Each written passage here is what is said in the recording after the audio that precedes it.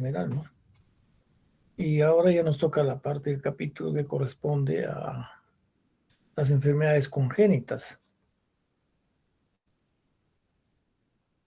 Antes llamadas enfermedades congénitas porque se pensaba que eran enfermedades que estaban relacionadas directamente con la herencia familiar. Pero ahora se ha visto que con la nueva tecnología que hay, con la nueva tecnología genética, se han visto que son alteraciones morfológicas intrauterinas o que pueden estar relacionadas también a otras patologías de tipo genética, ¿no? Entonces, por ello es de que ahora, en vez de decir la luxación congénita de cadera, se llama displasia del desarrollo de la cadera, porque hay una alteración, digamos, eh, en lo que es la formación de la cadera en niños, que lógicamente que pues esta formación que se altera en el desarrollo de los niños, entonces se va a producir en lo posterior ya puede ser una luxación o puede ser una subluxación, ¿no? En el caso de los niños. Por eso es que ahora vamos a hablar de lo que es la displasia del desarrollo de la cadera. El término de displasia del desarrollo de la cadera hace referencia pues, a un amplio espectro de alteraciones patológicas de la cadera, ¿no? En este término se consideran, por ejemplo, las luxaciones, la subluxación y la displasia. Entonces, el término de displasia del desarrollo va a englobar todos estos elementos, desde la luxación, la subluxación y la displasia. Todos estos elementos pueden aparecer desde el nacimiento hasta que el paciente comienza la marcha. Entonces, si bien es cierto, más pueden hacer los niños con una falta de formación de la cadera, o sea, una displasia de la cadera, a medida que van pasando los meses o los años, esta cadera se va subluxando y posteriormente se va a luxar. Y en el momento en que el niño comienza la marcha, ya comienza a tener alteraciones en la marcha. Primero, un retardo en lo que es la marcha o el caminar en el niño. Y posteriormente se va a presentar pues una cojera, ¿no? El niño va a presentar cojera al caminar. Y eso lo vamos a ver también en las siguientes diapositivas. Entonces, la cadera debe pues, reunir normalidad en su relación anatómica. Primero, ustedes saben que la cabeza es esférica, ¿no? Es una hemisfera la cabeza. Esta cabeza tiene que estar completamente desarrollada y tener una buena relación con el acetábulo, ¿no? Que es una cavidad que se encuentra a nivel de la región isquio-iliopúbica, que es donde se forma el cartílago trirradiado. Entonces, genéticamente nosotros tenemos que el ilion, el isquion y el pubis pues se desarrollan en forma aislada y todos se juntan al final en el desarrollo a nivel de la cadera. Entonces, a esa zona donde comienza a crecer, digamos, la pelvis, el isquion y el pubis, va a tener pues la forma de una esfera radiada, ¿no? Entonces, esto es lo que permite de que la cadera, ¿no? La cadera tenga esta forma de cóncava, ¿no? Entonces, vamos a ver acá, vamos a hacer un pequeño dibujo, aunque no soy bueno dibujando. Vamos a ver. Supongamos que esta es la cadera, ¿no? La escotadura. Bien. Entonces, esta parte se formaría, correspondería al isquio. Esta parte correspondería, este sería el isquio, esta sería el pubis, y esta parte correspondería al ilio, ¿no? Entonces, a este cartílago que se forma en el interior del cótilo y que va a formar en realidad el cótilo, son 3 cartílagos que se presentan en el desarrollo de la cadera y que se forman, pues, van a formarse, se va a llamar el cartílago triradiado. Entonces, la estabilización de la cadera está relacionada, pues, a la formación de este acetábulo, ¿no? O este cótilo, al desarrollo normal de una cabeza del fémur y además a las estructuras de estabilización. ¿Cuáles son las estructuras de estabilización? Son los ligamentos, el ligamento redondo, son la cápsula articular, el rodete que se encuentra alrededor de la cadera, el ligamento redondo, ¿no? Y los ligamentos de la articulación de la cadera. Entonces, todos estos elementos son los elementos estabilizadores de la cadera.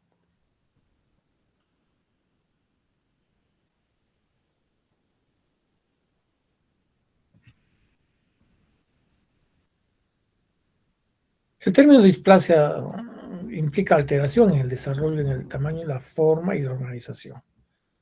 Este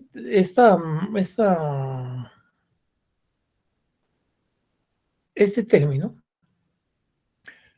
está relacionado ¿a qué?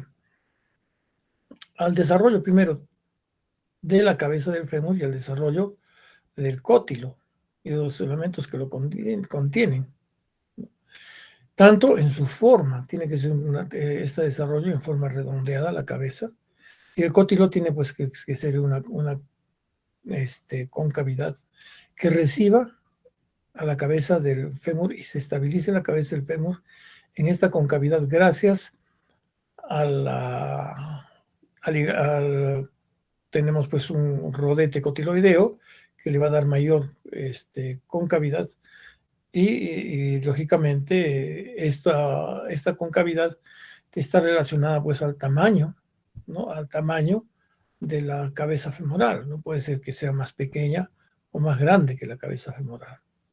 Y a la organización que está relacionada a todo lo que son la cápsula articular y los ligamentos que van a permitir que la cabeza esté centrada y que esté contenida dentro de la cavidad cotiloidea.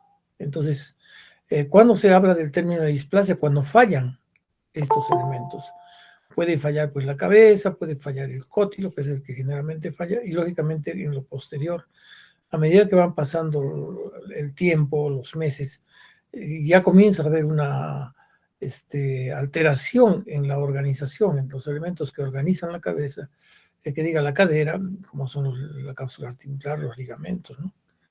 Y el mismo acetábulo. Entonces, la inestabilidad de la cadera, si no se trata, se lleva pues a la formación de un nuevo acetábulo. O sea que esta es la consecuencia final.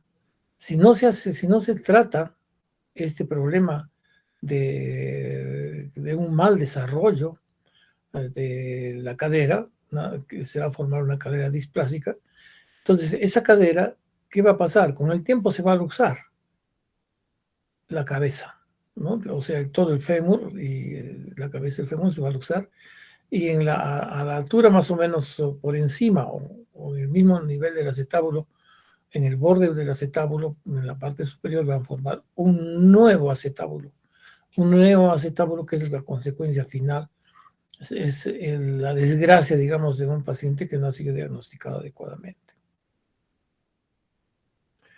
Ven ustedes, acá tenemos pues la pelvis. Vamos a ampliar un poquito esta imagen. Y hemos dicho de que la formación de la pelvis es muy importante, tanto la formación acetabular como la esfericidad de la cabeza del fémur. Y a esto, pues los elementos que le estabilizan, que acá tenemos los ligamentos, tenemos la cápsula articular y tenemos el rodete articular. Estos son los elementos que van a darle la estabilización a la cabeza dentro de la cavidad. Si nos falla el desarrollo de la cabeza o nos falla el desarrollo del cótilo, o nos fallan, lógicamente, cualquiera de estos elementos, principalmente la cabeza y el fondo del cótilo no se desarrollan bien, esta cabeza va a quedar, no va a quedar continente, o sea, no va a quedar dentro de la cavidad cotiloidea, sino va a quedar, si se quiere decir, suelta, ¿no? Dentro de la cavidad. Y esta cabeza poco a poco pues se va a ir luxando hacia la parte superior, por supuesto. Primero será una subluxación, pues habrá una luxación, y todos los elementos que están alrededor de la cabeza, el continente que está alrededor de la cabeza, comienzan a deformarse. La cápsula articular crecerá más, el rodete articular crecerá también más, ¿no? Y lo mismo que los ligamentos, sobre todo el ligamento redondo. Entonces, esa va a ser la consecuencia de de que no se haga una buena, un buen tratamiento, un diagnóstico precoz y un buen tratamiento. Por eso es que esto es importante cuando ustedes hagan sus prácticas en atención primaria, en sus puestos en su centro de salud, van a ustedes a tener la necesidad de hacer un buen diagnóstico, ¿no? Vean ustedes acá cómo la cabeza es normal, ¿no? La cabeza está contenida en la cavidad cotiloidea. Ven ustedes cómo ya comienzan a deformarse, a luxarse la cabeza. Esta es una subluxación, en la cual miren cómo comienza a deformarse ya los elementos que contienen la cabeza, o sea, la cápsula articular. Vean ustedes la cápsula articular. Acá tenemos el ligamento redondo, que ya es más grande, ¿no? Y comienza a ampliarse, y vean ustedes cómo dentro de la cavidad cotiloidea, el pulvinar, o sea, el fondo de la cavidad cotiloidea se llena de grasa. Y esto hace que la cabeza pues ya no puede ingresar a la cavidad cotiloidea. ¿Por qué? Porque está ocupada por el ligamento redondo que ya ha crecido y que esta grasa que está conteniéndose. Posteriormente ya pues se produce una luxación, ¿no? Una luxación primaria, o sea, una pequeña luxación, y vean ustedes cómo ya el ligamento redondo es cada vez más grande. La alteración pues de la cápsula también es mayor, y vean ustedes mayor cantidad de grasa en la cavidad cotiloidea. Y finalmente, cuando hay una gran luxación, acá se forma un nuevo neocótilo, que es lo que estamos hablando, que digamos, es la consecuencia final, la formación de este neocótilo, porque ya la cabeza salió de la cavidad cotiloidea con un gran ligamento redondo, una cápsula articular completamente desarrollada, y junto con con la grasa que se encuentra en el fondo del cótilo, en el pulvinar, ocupan todo este espacio articular, y va a ser imposible que la cabeza se reduzca. Entonces, nosotros nunca debemos llegar ni siquiera a esto, ni siquiera a la subluxación se debe llegar cuando se hace un buen diagnóstico. Se debe de hacer el diagnóstico cuando la cadera es inestable, pero no cuando ya la cadera está subluxada, o ligeramente luxada, o completamente luxada. Eso ya es competencia de los médicos que trabajan en los centros de salud, ¿no? Y que vamos a aprender ahora cómo se pueden diagnosticar estas patologías y cómo se deben de prevenir esto, esto o esto. Se puede prevenir con simplemente tratamientos tan sencillos, ¿no? Como vamos a ver, que es el uso de los pañales, ¿no? Y bueno, un buen diagnóstico, por supuesto. Entonces, ¿qué es la displasia congénita de la cadera? Es un cuadro dinámico de la inestabilidad de la articulación coxofemoral del recién nacido. ¿Por qué es un cuadro dinámico de la articulación coxofemoral del recién nacido? Porque en el momento en que el paciente está creciendo, desde el nacimiento, esta cavidad cotiloidea y la cabeza del fémur no están desarrollando adecuadamente. Entonces, ¿qué es lo que pasa? De que poco a poco irán pues desarrollándose, en algunos casos llegando a un desarrollo completo, o en otros casos deteniendo su desarrollo y haciendo de que esta cabeza no quede pues en el interior del fondo del cótilo. Por eso es que se denomina que es un cuadro dinámico. Dinámico quiere decir cuando que tiene una actividad en la cual nosotros podemos cambiar la cavidad cotiloidea y la cabeza femoral, en la articulación puede cambiar, ¿no? De una posición normal a una patológica. O nosotros al hacer un tratamiento podemos hacer que se conserve esta condición de normalidad dentro de la cavidad cotiloidea para que mediante un diagnóstico precoz y un tratamiento precoz. Se puede estabilizar y no producir nada, ¿no? Entonces vean ustedes lo que les decía. Si es un cuadro dinámico, de repente el niño tiene una ligera inestabilidad y con el crecimiento, pues los elementos que contienen la cabeza dentro de la cavidad cotiloidea se van a desarrollar normalmente, pues, y no va a desestabilizarse, o sea, no se va a luxar ni se va a subluxar, y lógicamente cuando se estabilizan dentro no van a producir nada, no van a producir una alteración, digamos, en la formación de la cadera.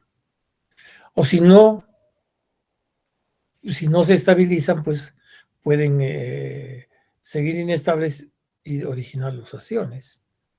Entonces, es importante, por eso, nosotros hacer un diagnóstico precoz de esta displasia del desarrollo y para estabilizarla, ¿no? Y evitar que se produzca esto, ¿no? Que sea inestable y pueda darnos luxaciones. Entonces, eso depende ya en el momento en que el paciente es atendido por el médico o por la obstetra.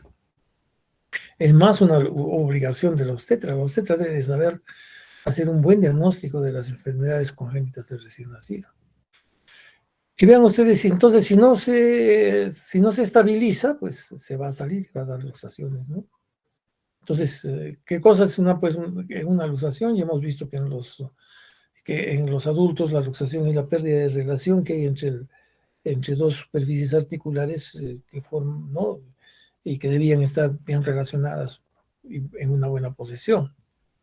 Entonces, pues la luxación es una pérdida de relación entre la cavidad acetabular como continente, la cabeza femoral como contenido, y se acompaña de alteraciones de las partes blandas.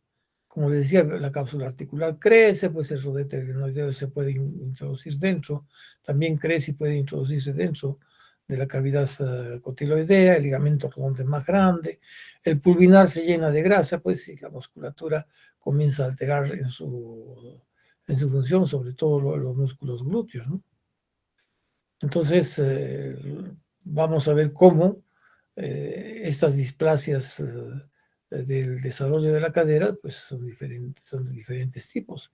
Tenemos, por ejemplo, la displasia teratológica. Esta displasia teratológica es intratable prácticamente. Son alteraciones ya morfológicas desde el nacimiento, ¿no? Tanto de la cabeza como del cótilo, y pueden estar asociados pues a otros problemas teratogénicos, ¿no? Como las sindactilias, las polidactilias, las agenesias de miembros superiores, o alteraciones en la columna vertebral, o macrocefalias, en fin, ¿no? Entonces, estas displasias son teratogénicas. ¿Qué significa teratogénicas? Son enfermedades de nacimiento por alteración de tipo genético. Entonces, vean ustedes, pues son displasias graves que se producen durante la fase embrionaria, no en el momento de nacimiento, sino en el proceso embrionario, porque hay una alteración genética, entonces no crecen normalmente. Son lógicamente irreductibles. No vamos a poder nosotros reducir estas displasias teratológicas. ¿Por qué? Porque está mal formada la cabeza y está mal formado el cótilo. Entonces, si está mal formada la cabeza y el cótilo, ¿cómo reducimos? Si no tenemos un buen continente y un elemento que se contenga dentro de ese continente, entonces vamos a tener pues caderas que no se pueden reducir. Y lógicamente, como les decía, están asociadas a otro tipo de patologías teratogénicas, ¿no? Después tenemos las displasias de desarrollo de la cadera. Estas displasias del desarrollo de la cadera es generalmente con la que nosotros nos encontramos en los niños, ¿no? Se produce pues durante la vida perinatal, o sea, después de que el niño ha nacido, ya comienza a producirse esta displasia del desarrollo de la cadera, ¿no? En cambio, esta teratogénica ya se ha producido dentro de la cavidad uterina, en el momento en que el niño comienza a desarrollarse. En cambio, la displasia del desarrollo de la cadera se comienza a producir después del nacimiento. Puede estar presente, ¿no?, esta displasia en el momento al nacer el niño, o puede que nosotros tengamos una cadera que sea luxable, pero que posteriormente se va a arreglar sola, sin necesidad de hacer ningún tratamiento. Y vean ustedes, no suele asociarse a síndromes teratogénicos.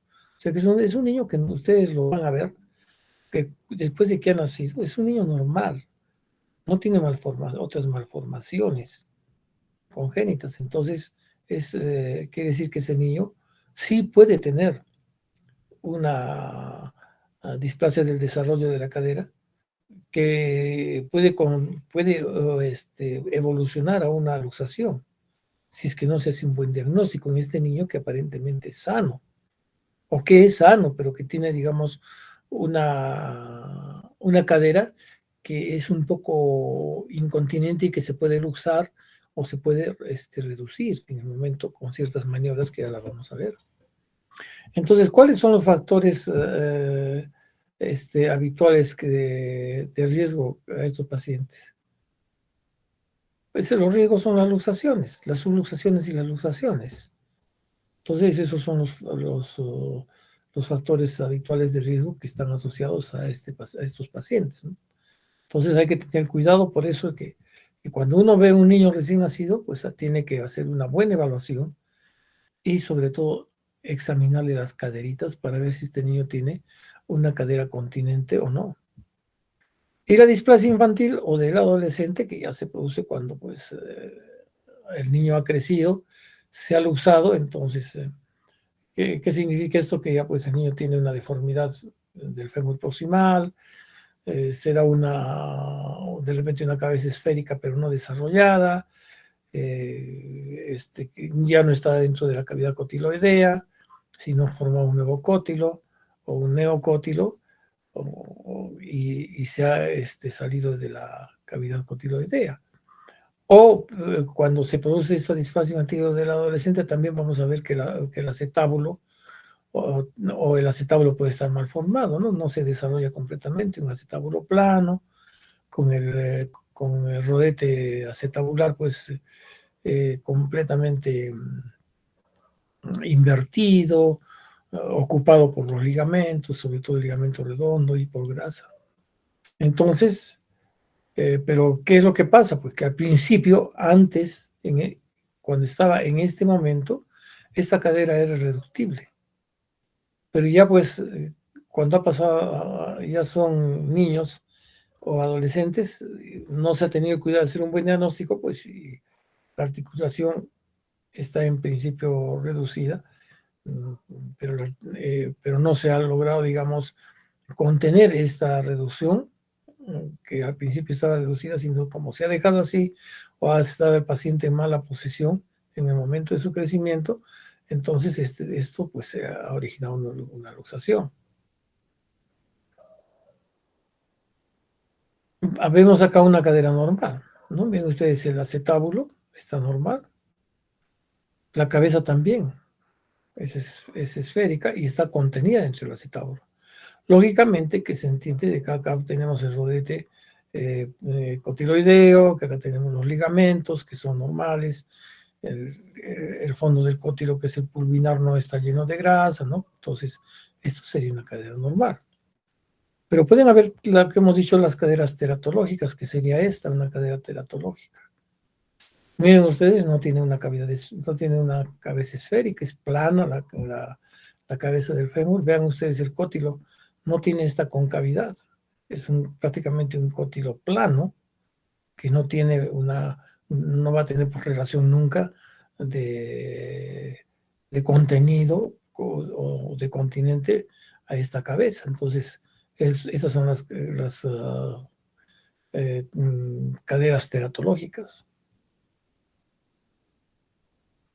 Luego vean ustedes, ¿no? Como ese paréntesis está indicando, pues, o esa llave está indicando la deformación de la cabeza, y ahí tenemos la deformación del cótilo, ¿no? ¿Y qué es lo que pasa? Vean ustedes, la cápsula articular y los ligamentos periarticulares han crecido tanto, ¿no? Están metidos dentro de lo que es la relación entre la cabeza y el cótilo. Entonces, han llenado prácticamente el espacio donde debía estar, pues, la cabeza. Además, ven ustedes, el ligamento redondo es grande, no es un ligamento que ha crecido, y el pulvinar está lleno de grasa. Entonces, si bien es cierto, esta no es una cadera displásica, es una cadera teratológica, porque hay una pésima formación, ¿no? Miren ustedes, esta malformación ya viene desde el periodo fetal, no viene en el momento o después del nacimiento, como es el caso de la displasia del desarrollo. Entonces, porque el niño nace así. El niño nace con este tipo de articulación. Pero si no se trata, pues esta cabeza se va a salir. Y va a haber este crecimiento como acá de la cápsula, del ligamento redondo y las alteraciones del pulvinar por ocupación, si se quiere decir, de grasa que va a rellenar el pulvinar, y lógicamente esta cabeza ya no va a poder ingresar porque va a estar, pues, rellenado el pulvinar, o el fondo del cótilo va a estar rellenado de grasa. Entonces, esa es la diferencia entre lo que es una cadera displásica del desarrollo a una cadera, pues, teratológica. ¿Cuáles son los factores de riesgo mayores, no? ¿Qué hay factores de riesgo que van a hacer que la cadera del niño, que es una cadera que prácticamente en el nacimiento es normal en su estructura anatómica, se puede ir deformando hasta la luxación? Entonces, miren ustedes, aumentan las probabilidades de una enfermedad usante de la cadera. Entonces, esos son los factores, los riesgos mayores, ¿no? Que se aumenta la probabilidad de una enfermedad usante de la cadera. Y son 3 factores mayores que dan fundamentalmente este riesgo.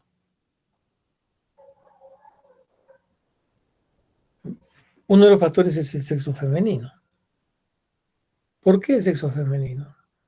Porque está relacionado con la sensibilidad, pues, a los estrógenos. Los estrógenos están producidos en el sexo femenino, y en el desarrollo fetal se comienzan a producir estrógenos, que son los que van a dar mayor labilidad a lo que es la elasticidad de los tejidos a nivel de la región de la cadera.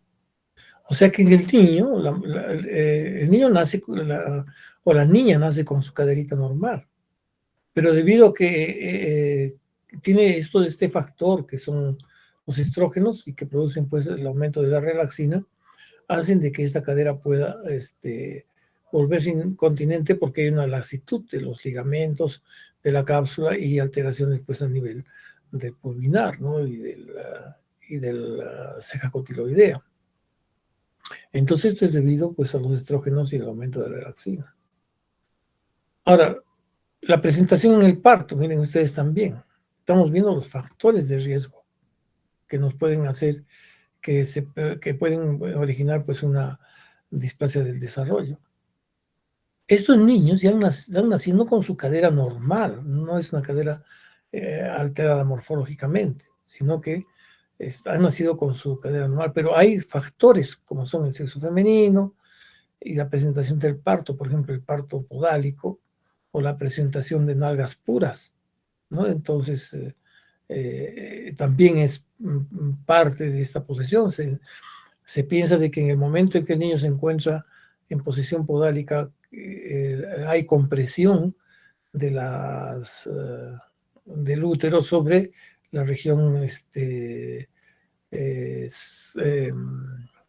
femoral, ¿no? Entonces, y esto hace pues que se produzca una laxitud de los ligamentos, ¿no? Y de la cápsula, y esto haga que la cadera puede ser una cadera inestable, ¿no? Porque en la posición, sobre todo en la posición de nalgas puras, que es una posición en la cual el niño está sentado dentro del útero. Y al estar sentado, pues está apoyado, ¿no? A nivel del útero, está apoyado con sus nalguitas, y estas nalguitas comienzan a crecer, digamos, a hacer que no crecer, sino hacer que se desarrollen más laxitud en los ligamentos, ¿no? Y haya pues una cadera más laxa y que sea de fácil de luxación, ¿no? Después tenemos los antecedentes familiares, esto es importante. En los antecedentes familiares tenemos que de displasia del desarrollo de la cadera, pues en los hermanos, no hay hermanos, o sea, sobre todo en un 6%. Hay padres, los padres que han tenido esta enfermedad o que tienen esta displasia del desarrollo, pues son un 12%. Y afectado, pues, un hermano y uno de los padres, el 36%. Se van sumándose, ¿no? Si hay un hermano, solamente es el 6%. Pero si los padres están afectados, sobre todo la madre está afectada de esto, hay un 12% que este niño nazca con una displasia del desarrollo. Y si hay un hermano y un padre, pues está afectado en mayor cantidad, pues se suman y van a formar 36% de probabilidad de que se produzca una displasia, ¿no? Del desarrollo. Y la presencia de al menos de dos de estos factores, ¿no? Por ejemplo, si hay una presentación podálica y un hermano afectado, entonces quiere decir que haya mayor probabilidad. O si hay, por decir, el padre afectado y hay sexo femenino, es lógico que hay que tener más cuidado en ese caso. Ante esta, pues, esta relación de antecedentes o de factores de riesgo mayores que se presentan, ¿qué es lo que tenemos que hacer nosotros? Si vemos que tenemos un recién nacido donde el padre y la madre, o la madre y uno de los hermanos tienen una luxación, o la madre tiene una luxación, o es mujercita, o es de sexo femenino el feto, o recién nacido, entonces hay que hacer exámenes, ¿no? Si se suman dos de esos factores, pues hay que hacer exámenes. La realización de una ecografía de caderas, que no es difícil hacerla, solamente hay que saberla hacer. Radiografía de caderas y la evaluación de signos en el recién nacido, ¿no? Que los vamos a ir viendo a medida que vamos avanzando la clase. Los factores de riesgo menores. Entonces, no se olviden, hay factores de riesgo mayores, ¿no? Que están relacionados a los antecedentes maternos, al sexo, ¿no? Sobre todo del niño, y a los antecedentes de familiares. Pero hay riesgos menores también. A la macrocefalia fetal, la macrosomía fetal. Tenemos pues también la gestación múltiple. Es decir, en los gemelos o gemelas también se puede producir esta enfermedad. ¿Por qué? Porque están ocupando pues los fetos, la cavidad uterina que debía ser ocupada por un solo feto. En la macrosomía fetal pues el feto es grande, entonces está ocupando más espacio y lógicamente se están produciendo alteraciones en la posesión del feto in útero. En la madre primípara, que es, sobre todo en aquellas madres en las cuales tienen un útero que no está completamente laxo para recibir el feto, y que generalmente pues tienen, digamos, contracciones frecuentes del útero, y el útero es más pequeño. El útero es más grande en una mujer multípara, en el cambio la mujer primípara es pequeño, ¿no? Luego, presencia de miomas uterinos, es decir, ¿Qué cosa es un mioma? Usted ya sabe, ¿no es cierto?, por histología, que los miomas son tumores de los músculos.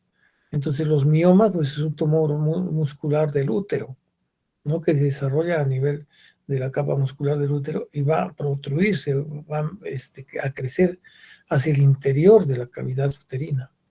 Entonces, este mioma, que a veces es incompatible con la gestación, porque cuando son de un tamaño regular, generalmente no pueden gestar las mujeres que tienen un útero miomatoso, pues, o tienen varios miomas intrauterinos. Entonces, a veces no tienen la posibilidad de tener una gestación, pero cuando tienen un tumor uterino, o sea, un mioma uterino, y se produce el embarazo, ¿no? Entonces, lógicamente, que ese tumor está ocupando un espacio que le va a quitar al feto, y el feto va a estar contenido con mayor presión dentro de la cavidad uterina. El útero bicorne. ¿Cómo es este útero bicorne? Es un útero que tiene, que es un cuerpo que está dividido. Vamos a ver acá, más o menos.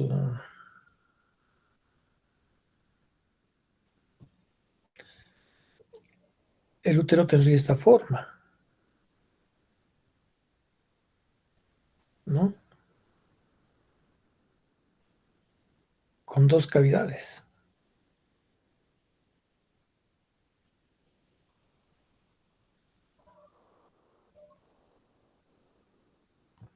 Entonces, a esto se les llama los úteros bicornes.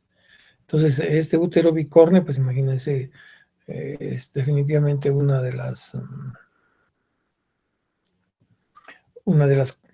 se desarrollará pues en una de las cavidades del feto.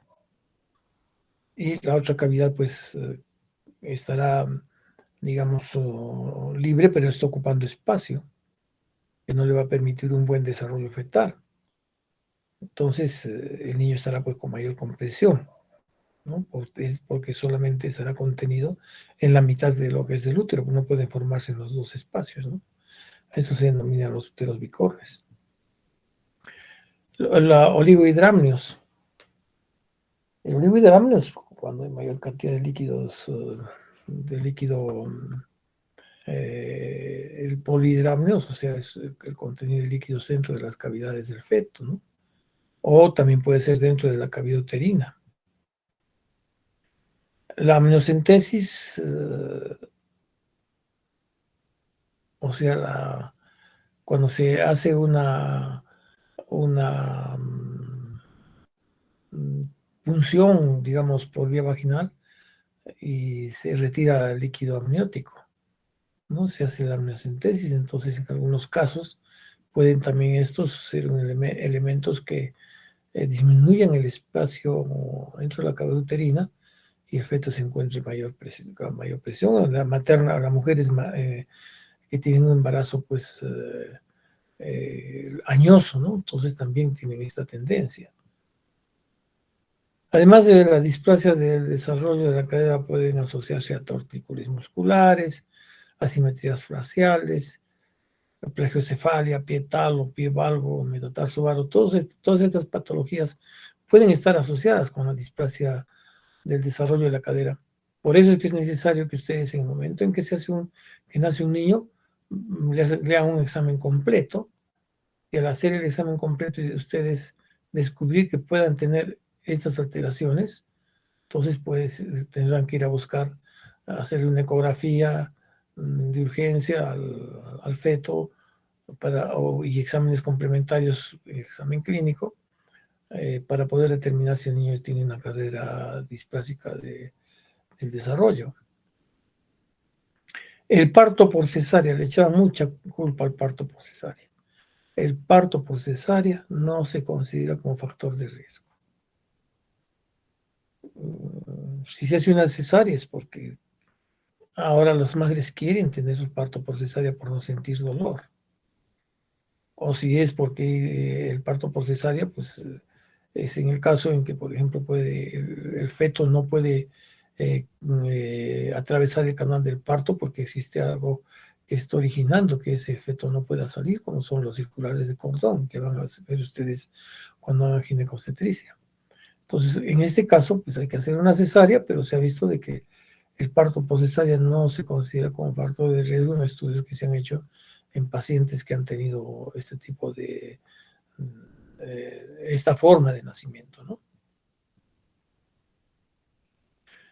En la exploración clínica. La exploración clínica es esencial para realizar un diagnóstico.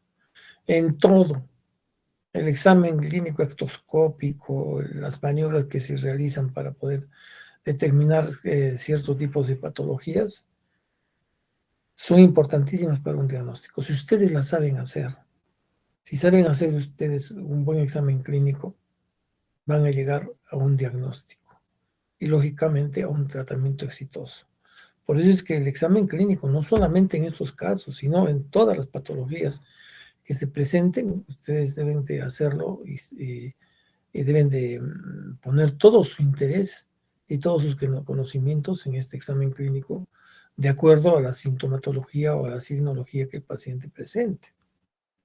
Entonces es importante, ¿no?, la exploración clínica. Por ejemplo, un retraso en el tratamiento, ¿a qué nos va a llevar? Pues a una peor evolución clínica o a hacer tratamientos más agresivos, como son los tratamientos quirúrgicos.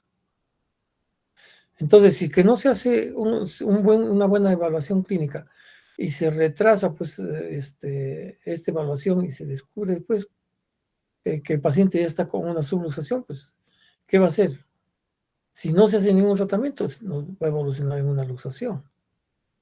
Pero si nosotros descubrimos que está pues con una cadera incontinente, ya casi subluxada, entonces, ¿qué vamos a hacer? Ya vamos a ver que a partir del sexto mes tendremos que hacer pues tratamientos más agresivos, como son los tratamientos quirúrgicos o las reducciones bajo anestesia, con aparatos de yeso que se cambiarán cada 4 meses. Las manifestaciones clínicas, pues, son diferentes según la edad del niño. En el recién nacido se pueden encontrar signos de inestabilidad, que vamos a ver cómo son las maniobras de Barlow y Ortolani, ¿no?, que se encuentran presentes en estos niños que tienen inestabilidad. ¿Qué significa inestabilidad?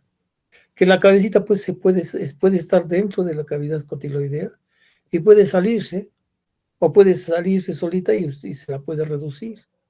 Esto ya vamos a ver cómo se hace con las maniobras de Barlow y Ortolani. A partir, miren ustedes, de los 2 a 4 meses, ya hay signo pues indirecto, ¿no? Ya la caderita no se la puede abducir, perdón, aducir, o sea, no se la puede abrir completamente las caderitas. Lo ideal es que cuando ustedes tengan un niño, las rodillitas, cuando se abren las caderitas con las rodillas en 90 grados, las rodillitas toquen la cama, tengan una posición horizontal en el momento de hacer la aducción, ¿no es cierto?, cuando se abren las caderitas. ¿Qué otros, a partir de los 2 a 4 meses, qué otros signos indirectos encontramos? Pueden haber pliegues glúteos y del muslo desiguales. El signo del émbolo presente. ¿Cómo es el signo del émbolo? Ustedes agarran al niño y la piernita que al examinar le traccionan la piernita y la piernita es como un émbolo que sale y entra, no sale y entra. Al jalar, es como si ustedes tuvieran un inflador, ¿no? Entonces ese es el signo del émbolo. Y la cadera, pues sí, lógicamente que esto ya está determinado porque es una cadera luxable con la maniobra de Barlow, ¿no? O sea, cuando se hace esta maniobra de Barlow, ¿qué significa? Que la cabecita pues está dentro del cótilo, pero que al hacer esta maniobra nosotros podemos sacar fácilmente la cabeza de la cavidad cotiloidea.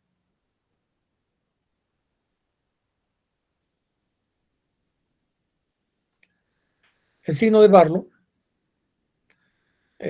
su presencia indica que la cadera es luxable, o sea que se la puede. ¿Qué significa que la cadera es luxable? Que con esta maniobra nosotros podemos sacar la cabecita de la cavidad cotiloidea.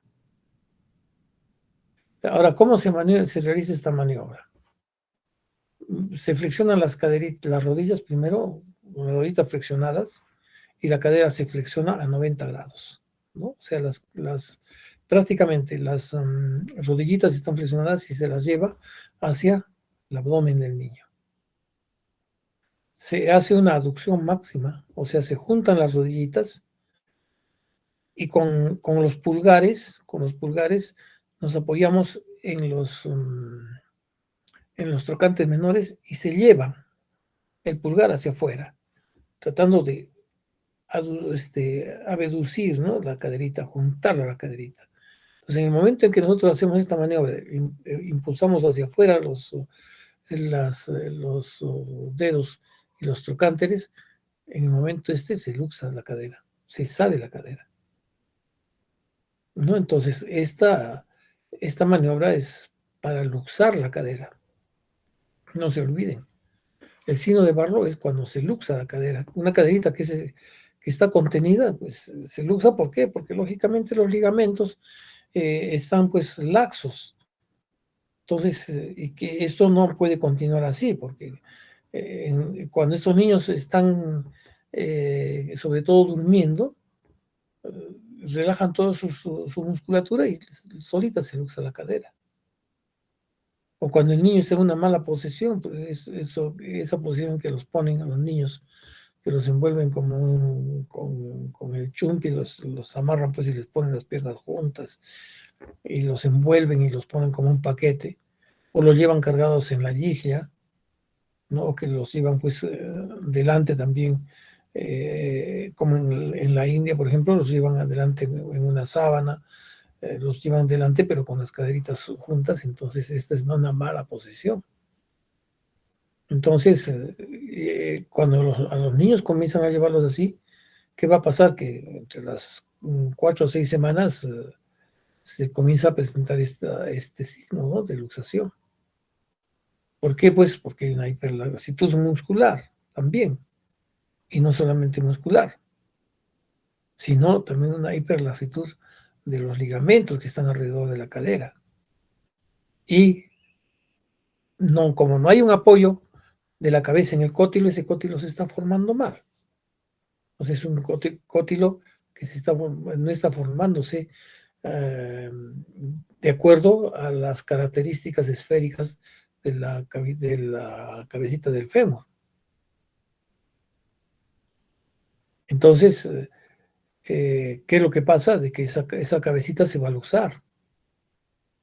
Entonces hay una inestabilidad en esa articulación. ¿Qué es lo que estimula el crecimiento del cótilo? Con esa concavidad.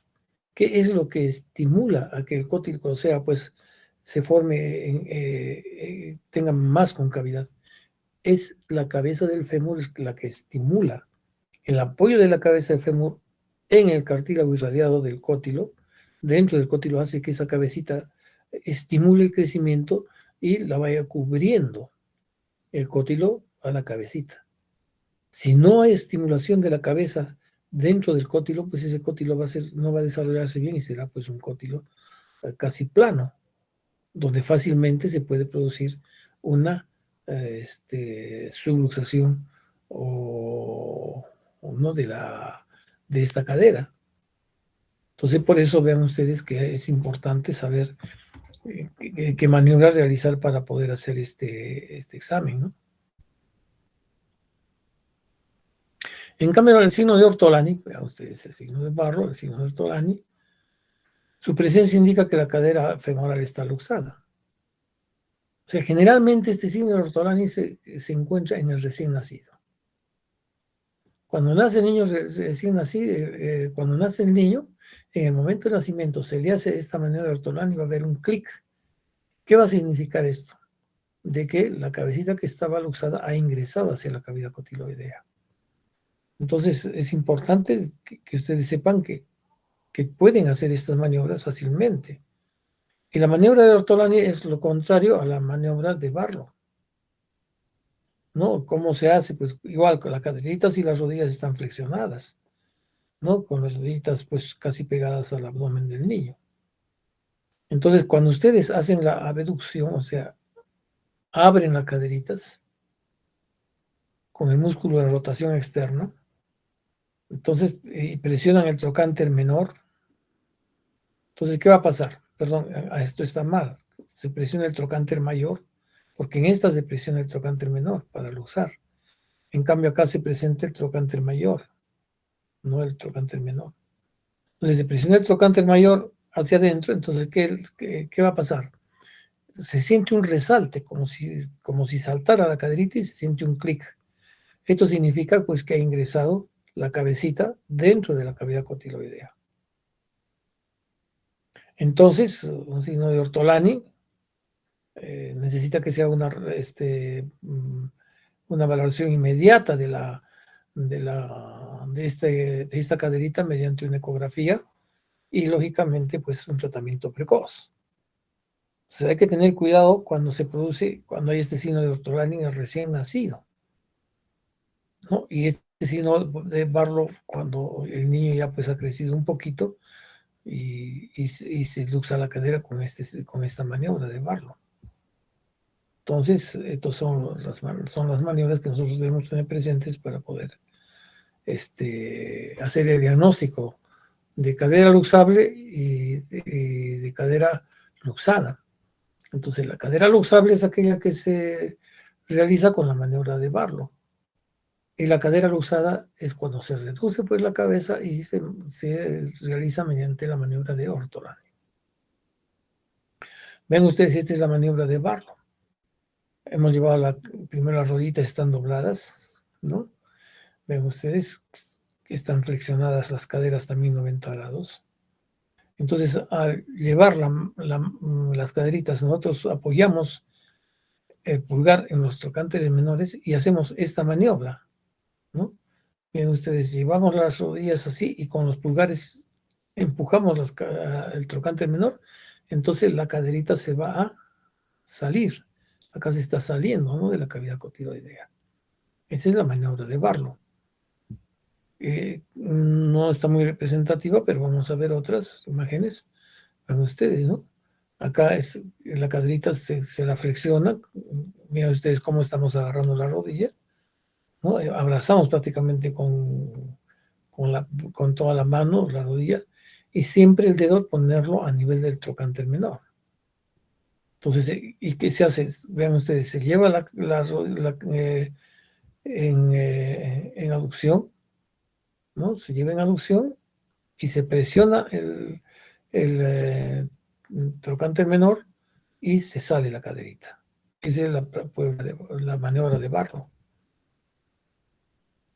En cambio, la maniobra de Ortolani es lo contrario. Este niñito ha nacido con su caderita luxada. Entonces, ¿qué es lo que se hace?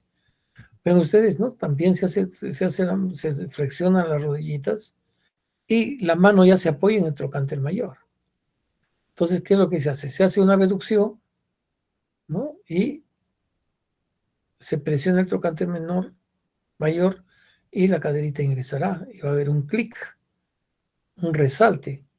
Clarito, ustedes cuando van abriendo la caderita y van presionando el trocánter, van a ver que en el sitio de la región inguinal que estaba vacía, de repente boom, se llena y hace un clic. Esta es pues la maniobra de Ortolani, que es para reducir una caderita que nace luxada.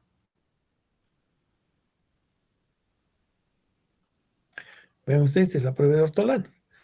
Acá pueden ustedes saber la diferencia. Ven ustedes, acá se saca la cadera y acá se empuja la cadera, ¿no es cierto?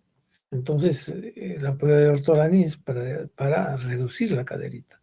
Entonces, cuando nosotros tenemos esta prueba positiva en el recién nacido, nos debe ya llamar la atención para que comencemos ya en este momento a tratar este problema de la displasia del desarrollo. Si nosotros no tratamos desde este momento, pues vamos a tener posterior, en tiempo posterior, vamos a tener una caderita subluxada. Y como ya esta caderita está pues subluxada, se ha se ha llenado la cavidad cotiloidea porque ha crecido el ligamento redondo y se llena de grasa pulvinar y de repente el rodete cotiloideo se ha introducido dentro de la cavidad, entonces ya está llena y cuando queramos reducir no vamos a poder reducir. Por eso que si no tenemos una maniobra de ortolani positiva en el momento de nacimiento, ya debemos nosotros comenzar a tratar esto, ¿no? Simplemente con pañales. Simplemente con pañales, es una cosa sencilla y con una buena posición para llevar al niño. En cambio, esta maniobra de Barlow nos indica que también el niño es proclive a hacer una luxación, pero ya después de los 4 a 6 meses, ¿no? Entonces, mejor antes que se produzca esta subluxación, hacer el tratamiento. Mi criterio es el siguiente, que mientras nosotros tengamos un recién nacido con los antecedentes menores o mayores de displasia del crecimiento de la displasia del desarrollo de la cadera, es mejor hacerle el tratamiento desde que recién ha nacido. No esperemos los 4 a 6 meses a hacer un diagnóstico, sino cuando hay antecedentes mayores o menores y cuando tenemos esta maniobra de Barlow, de Ortolani presente, hagamos el tratamiento. Y si no tenemos esta maniobra de Ortolani positiva, pero sí hay antecedentes, también hay que comenzar con un tratamiento precoz desde el momento en que nace el niño, que nos va a llevar a que se desarrolle mejor la cadera.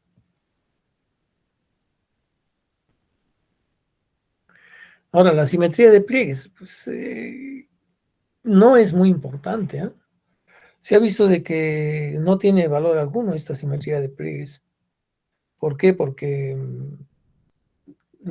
pueden nacer niños con asimetría de pliegues y no tener ningún problema de displasia de cadera. Entonces, como dice acá la diapositiva, pues en un 30% de los niños nacen con sus pliegues asimétricos, ¿no? A nivel de la zona perineal o a nivel de la región glútea o a nivel de los muslos. Entonces, esta asimetría de pliegues no es un signo que nos indique que efectivamente pues, hay una displasia en el recién nacido. Pero sí, esta asimetría de pliegues puede presentarse ya en los niños que se han luxado. Que no se les ha hecho el tratamiento y que están luxados. ¿Y por qué esa asimetría de pliegues? Porque la caderita pues se ha salido está fuera de su lugar y se ha desplazado hacia arriba y los pliegues se han formado por ese desplazamiento de la cadera. Entonces, en relación al lado que no está luxado hay mayor número de pliegues. Pero no esperemos a eso. Nunca hay que esperar que se luxe una cadera. En el caso del niño que no deambula, generalmente los niños se paran a los 9 meses y comienzan a caminar al año. Pero hay niños que no tienen esta condición. O sea, viene preocupada, doctor, mi hijo tiene 1 año y 4 meses y no camina. Entonces, ¿ustedes qué cosa es lo que van a hacer? Le van a examinar las caderitas. Van a hacer una reducción de las caderitas, le van a abrir las caderitas y van a ver que hay una limitación. Una limitación de la abducción, o sea, generalmente pues no se puede abrir las caderitas y pegar las rodillas, como les dije al principio, hacia la superficie de la cama, sino que hay una apertura que se limita, que está limitada a 60 grados. Entonces, en este caso ya hay que sospechar de una displasia del desarrollo de las caderas. El signo de Galeazzi, que es un signo que también lo vamos a ver, es el acortamiento del muslo y rodillas en el momento en que se ve al niño. Lo vamos a ver en una diapositiva, este signo de Galeazzi. Es un acortamiento del muslo, caderas y rodillas flexionadas, ¿no? Entonces, cuando nosotros tenemos un niño con las caderas flexionadas y las rodillas flexionadas, vamos a ver por qué un muslo es más pequeño que el otro. ¿Por qué? Porque se ha desplazado ya. Entonces ya este es un signo de luxación, el signo de Galeazzi. No es un signo de displasia. Los signos de displasia del desarrollo son los signos de Barlow y Ortolani. Pero ya cuando está luxada la cadera tenemos este signo de Galeazzi, que está relacionada pues con este otro o esta otra nominación de la discrepancia en la relación de la longitud relativa de los miembros inferiores. Quiere decir que un miembro inferior es más grande que el otro. Será pues el más corto, será el miembro que se ha luxado. Entonces para eso hay que hacer pues, primero hay que poner al niño de cúbito dorsal o de cúbito supino y después agarrar y colocarle las piernitas una al lado del otro y ver cómo están, si se relacionan en el mismo nivel los malleolos. No, si hay discrepancia o acortamiento de un miembro, pues el malleolo estará más arriba. ¿Y cómo se hace esta medición? Pues ustedes agarran del ombligo, miden hasta el nivel del malleolo tibial, miden la longitud en ambos lados. O puede ser también, lógicamente, con la piernita estirada, ¿no? Con el miembro inferior estirado. O si no, puede ser desde el vértice de la cresta ilíaca también se puede tomar la medida.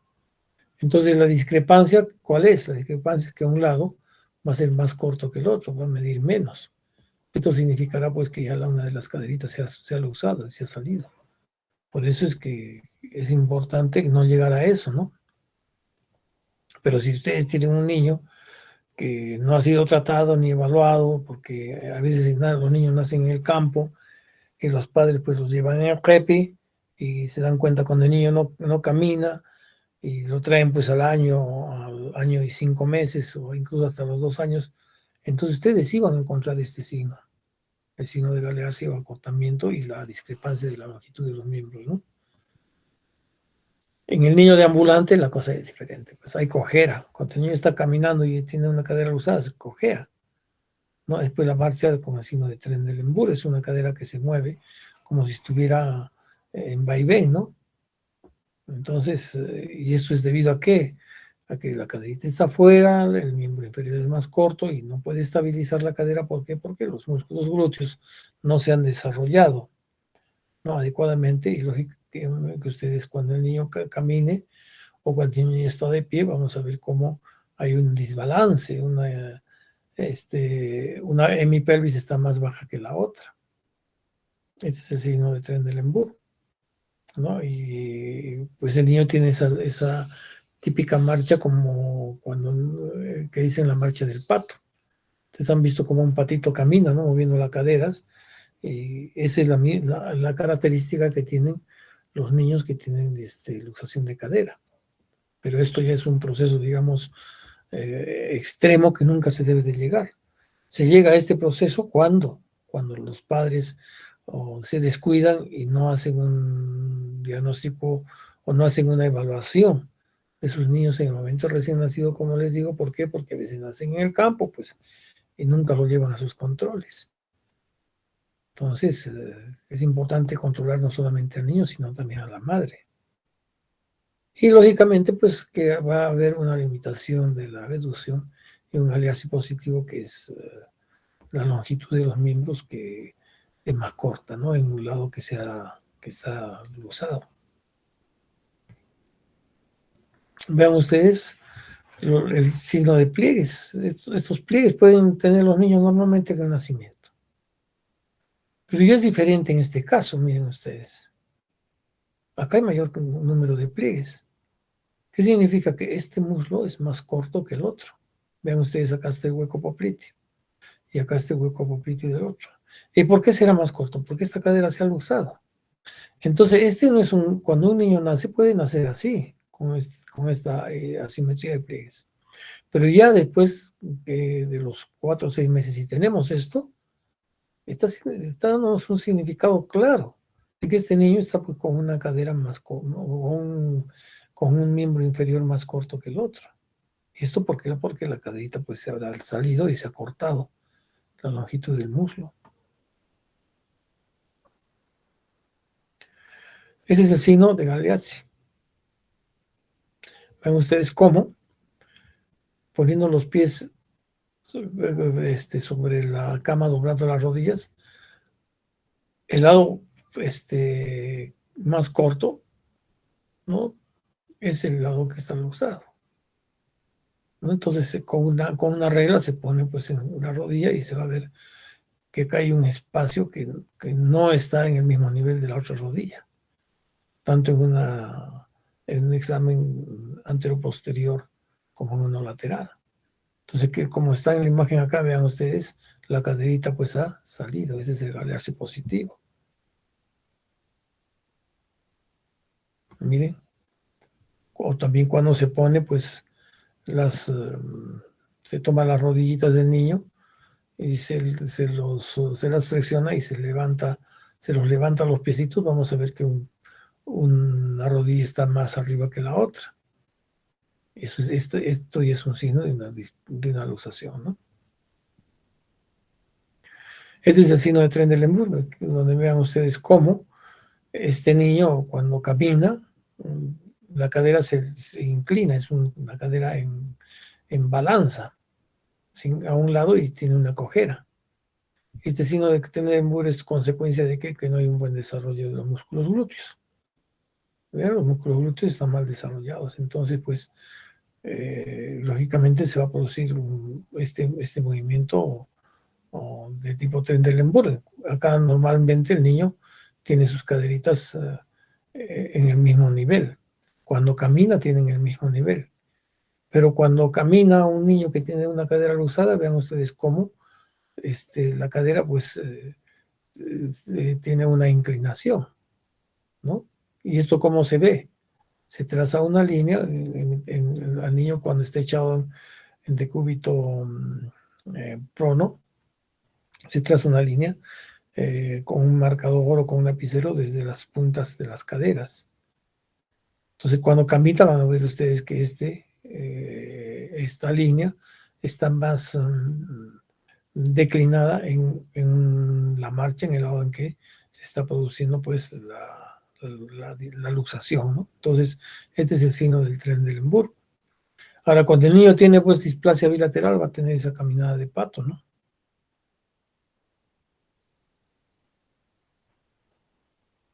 ¿Qué pruebas complementarias tenemos? La ecografía de la cadera es la mandatoria. Ustedes saben que las radiografías generalmente nos van a demostrar la consolidación, el proceso de desarrollo del hueso.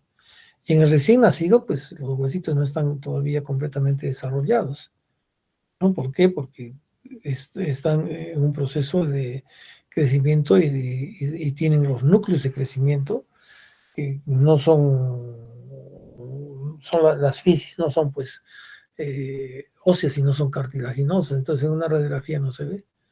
Por eso es que ahora una de las pruebas complementarias más importantes es la ecografía. Esta es una prueba pues barata, relativamente barata. ¿Quién no tiene un ecógrafo ahora? Y todo el mundo tiene su ecógrafo, ¿no? Incluso ustedes como médicos generales de repente pueden comprarse un ecógrafo. Entonces es una prueba barata, es efectiva, no invasiva y no irradiante, ¿no? Los rayos X son radiantes, entonces hay que cubrir los genitales en los niños para poderles tomar esta radiografía. Nos permite diagnosticar, mire, la displasia de la cadera precozmente, o sea, en los recién nacidos.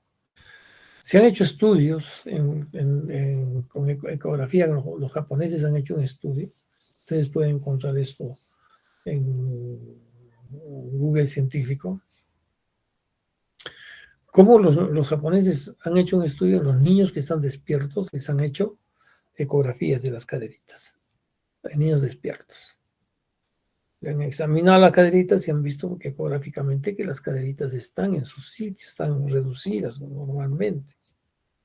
Pero en los niños que estaban durmiendo, les han hecho ecografía y se ha visto de que en ese mismo niño que tenía su caderita normal, en el momento en que estaba despierto, en el momento en que se durmió, se relajaron los músculos y que pasa la caderita se desplazó, o sea, se subluxó. Entonces, hay que tener cuidado en esto. Por eso es que es importante que ahora se hagan pues ecografías en los niños que tienen la displasia del desarrollo de la cadera. E incluso debe ser un examen ya que les digo de rutina, en las instituciones donde hay un equipo de rayos X, perdón, un equipo de ecografía, y, y como se me esté, hacer un buen diagnóstico precoz. En todo lo que es enfermedades congénitas, deben haber, o enfermedades del desarrollo, deben ser los diagnósticos precoces. ¿Para qué? Para iniciar un tratamiento precoz también de la patología que se está presentando.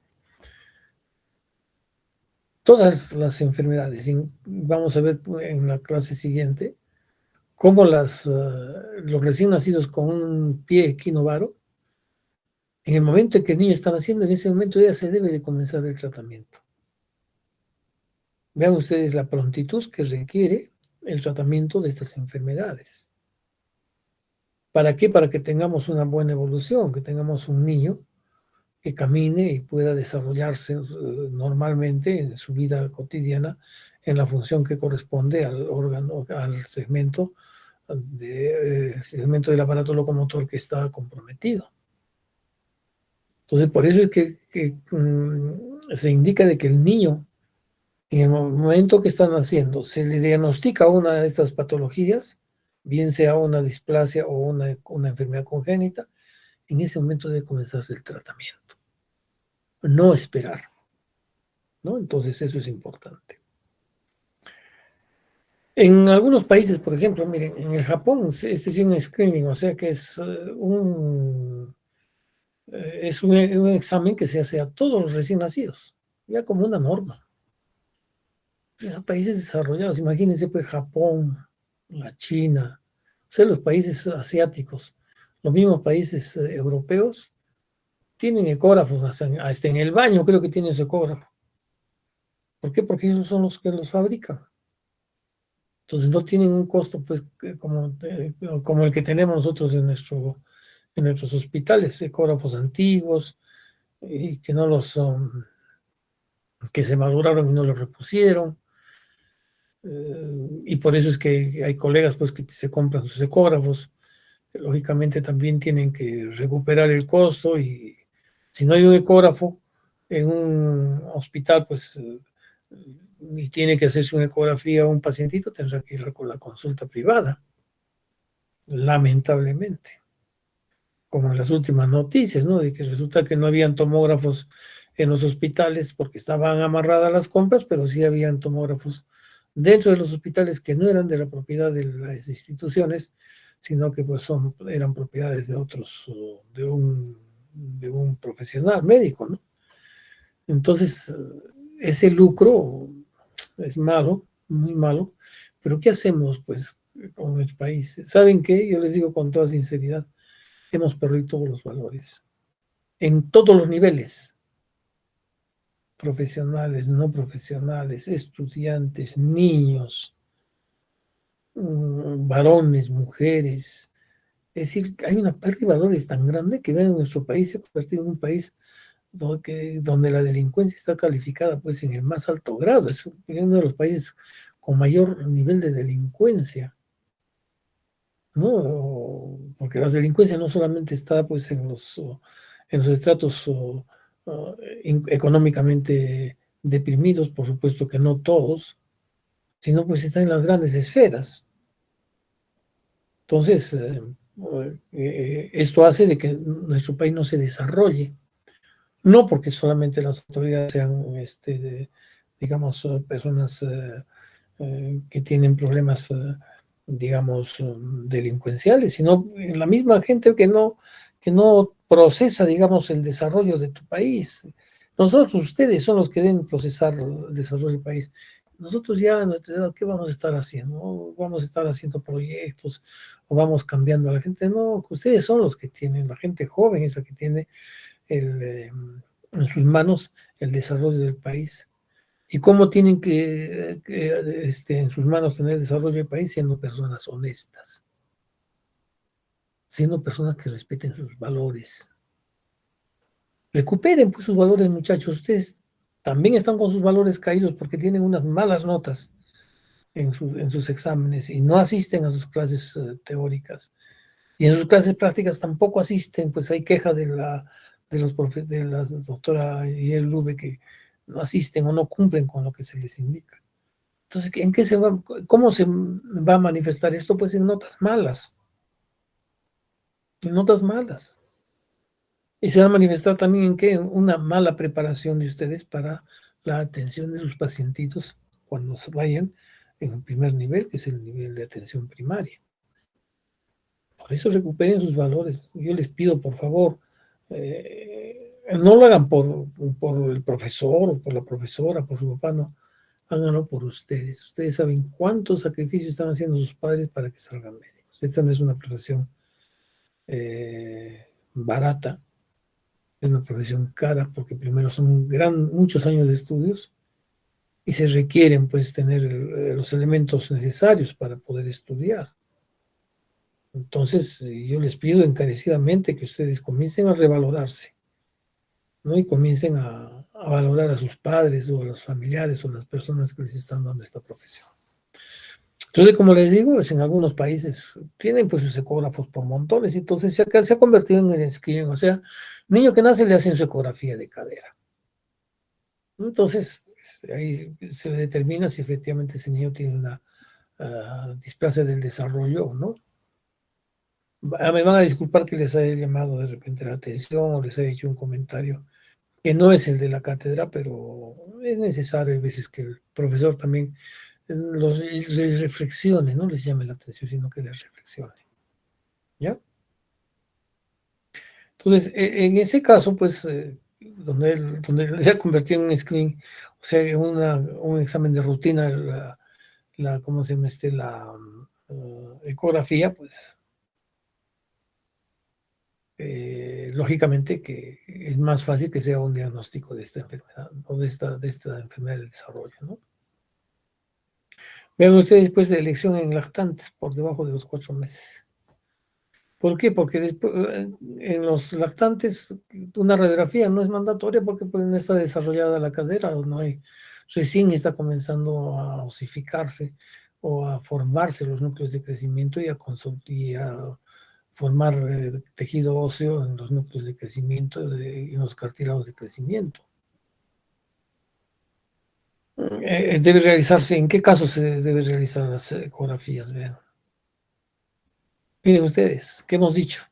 En antecedentes familiares de displasia del desarrollo, en los niños que nacen en posición de nalgas, en presencia de otros factores asociados como son tortícolis, metatarsos, varos, es decir, malformacioncitas de sus pies, ¿no?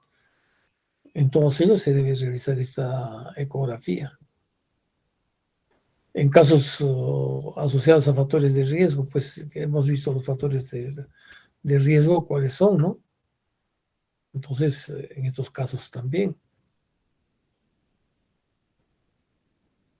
No se recomienda antes de esta edad, o sea, no se recomienda antes de esta edad.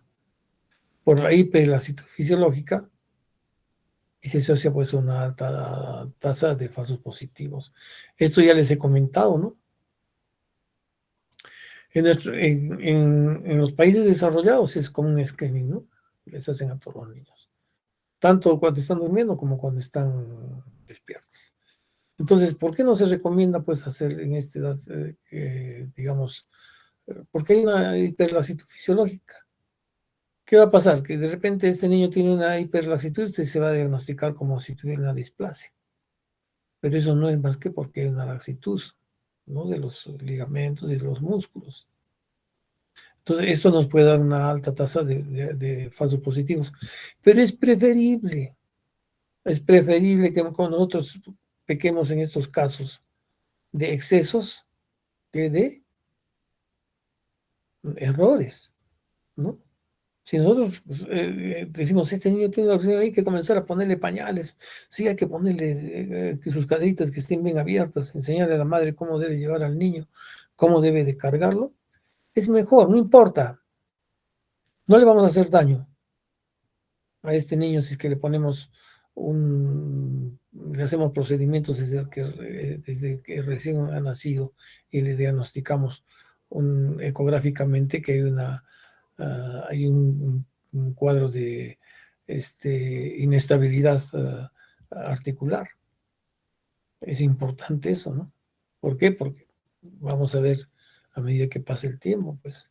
Esta es una radiografía, esta es una ecografía, miren ustedes, acá están las líneas, el reborde cotiloideo, este es el pubis, y acá tenemos el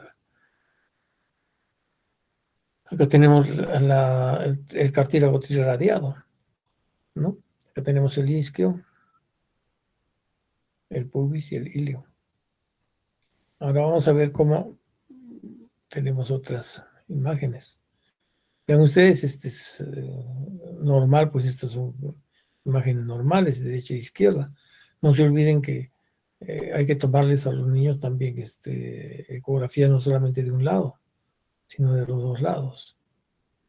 Entonces, ahí estamos viendo cómo es una caderita normal, porque tenemos en cuenta que se está presentando estas manifestaciones acá. Vean ustedes, acá tenemos la cavidad cotiloidea, isquio, pubis, ilio, ¿no? Y acá está la cabecita, en el lado derecho. Igual acá en el lado izquierdo. Tiene las mismas características. Entonces, ¿qué significa eso? Vean ustedes, acá está el pubis, acá también tenemos el pubis. Esto significa que es un niño que tiene sus dos caderas normales. Porque puede haber displasia de un solo lado, no siempre de los dos lados. Generalmente la displasia del desarrollo es de un solo lado. Entonces allí pues vamos a tener manifestaciones clínicas diferentes. Por ejemplo, ven ustedes, este es el derecho, donde hemos visto de que la caderita está normal. Ahora vamos a ver el lado izquierdo.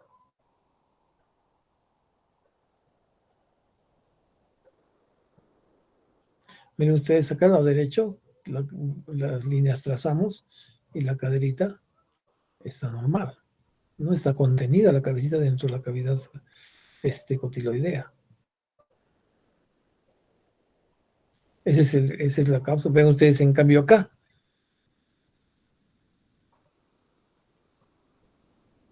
Vean cómo está tan ampliada la cavidad cotiloidea. Y miren ustedes la cabeza, pues no está contenida. Acá está cubierta la cabecita dentro de la cavidad cotiloidea. Acá no. Acá está la cabecita al aire prácticamente. Y ven a ver ustedes cómo está la cápsula. La cápsula está laxa, ¿no? Grande. Entonces esto nos indica de que acá tenemos pues una displasia del desarrollo. Entonces ven ustedes qué importante es saber hacer una ecografía y saber eh, eh, saber evaluar o saber leer una ecografía. Es importante. Y vean ustedes que no es difícil de hacer una ecografía. Este niñito, miren ustedes, acá está el muslo, acá está la caderita y acá está se está haciendo una ecografía, ¿no? De la caderita. De igual forma acá, con su caderita flexionada, para poder hacer una mejor evaluación. Entonces, ustedes, si tienen la posibilidad de tener un ecógrafo en el lugar donde estén trabajando, si lo tienen en su consulta privada, hagan un examen al niño. Cóbrenle al paciente, pues porque lamentablemente si están en su consulta privada tienen ustedes que cobrar. Pero tampoco le cobre mucho, ¿no? Hay que ver, dice que al, al caminante hay que, eh, evaluarlo de acuerdo a cuánto camina. No, si es un niño pues, que ven ustedes de padres pobres, pues hasta háganle gratuito. Yo les digo, Dios es grande, a veces sin que ustedes se den cuenta les devuelve lo bueno que hacen. ¿Sí? Sean buenos hijos, para que sean buenos padres. Y van a ver ustedes que siendo buenos hijos, correspondiendo a lo que hacen sus padres con ustedes, van a ver ustedes que van a ser exitosos en la vida. Entonces, vean ustedes qué fácil es hacer una ecografía, ¿no? El transductor se le pone en la cabecita y se le examina. En el momento que ustedes encuentren esta imagen, ¡prac!, le toman la fotografía. Y se comienza a medir el tamaño de la cabecita, en fin, ¿no?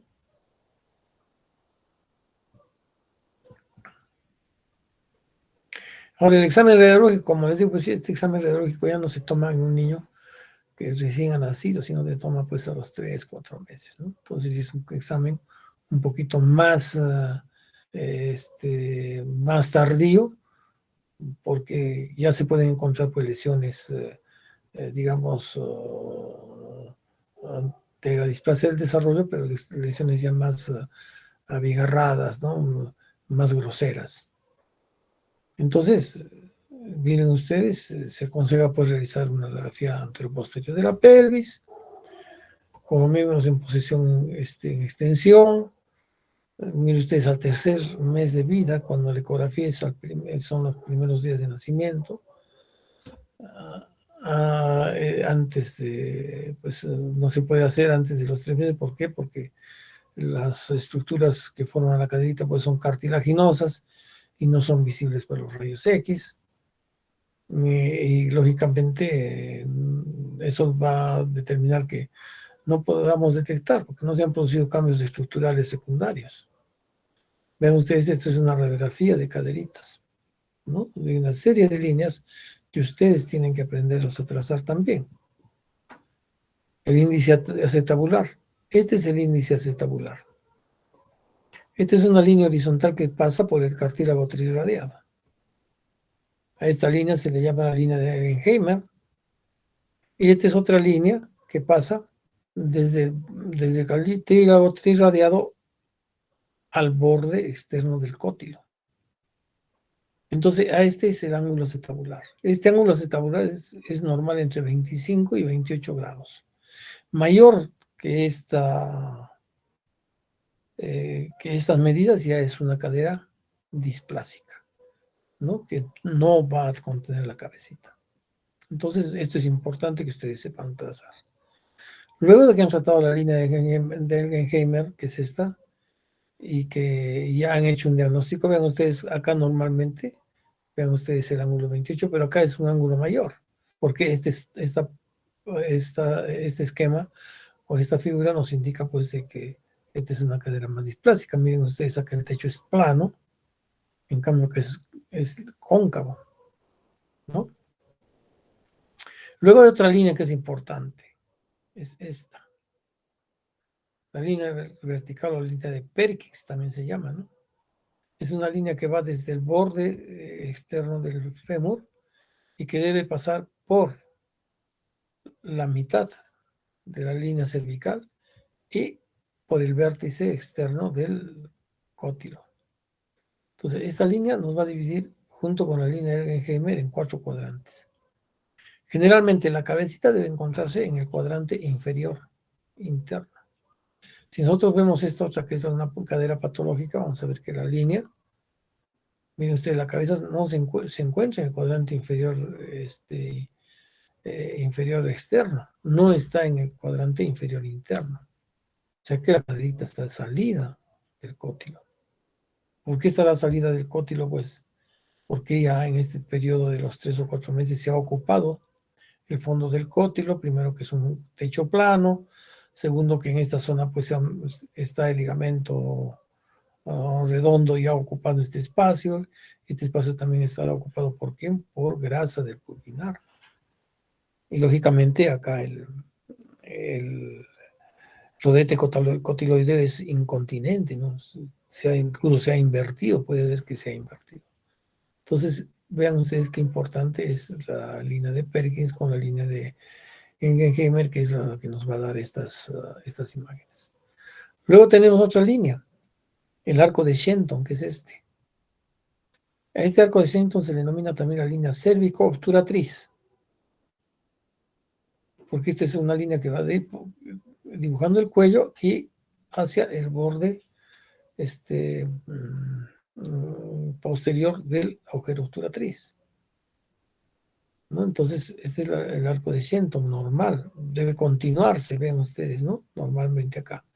Sin embargo, acá vamos a ver que la línea pues no se continúa, porque miren ustedes, está amputada, ¿no? Este esquema está mal porque esta línea viene acá así, está amputada esta línea, ¿no? Está amputada porque hay despacito. Despacio. Está amputada la línea acá, ¿no? No es una línea continua.